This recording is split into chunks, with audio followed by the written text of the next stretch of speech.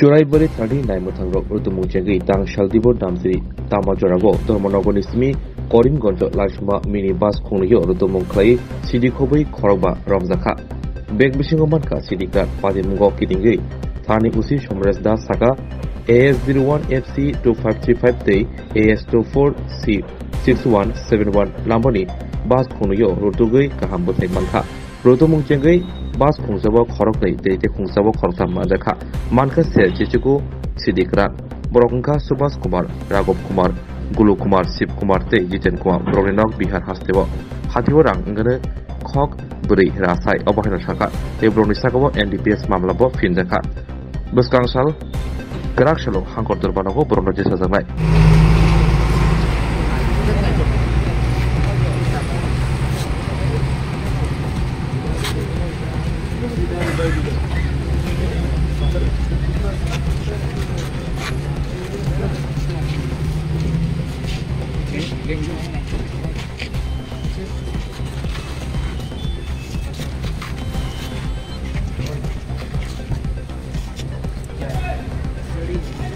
Baik.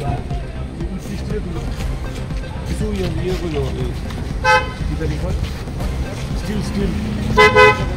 fotografi partner ही है partner मालिक ये करने दो मैं तो कुछ नहीं होता तो तुम्हें क्या किया ना इधर है मोबाइल है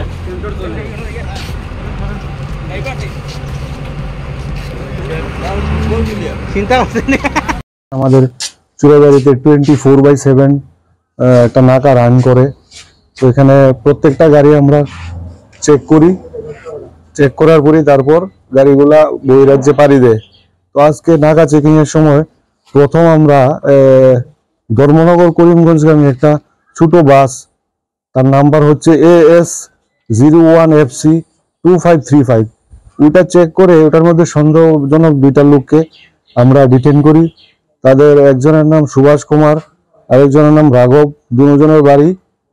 বিহার তো তাদের ব্যাগ তল্লাশি করে তাদের কাছ থেকে দুইটি ব্যাগে মোট 12 কেজি গাঁজা শুকনো গাঁজা সিজ করি তো তাদের স্বীকারোক্তি মূলে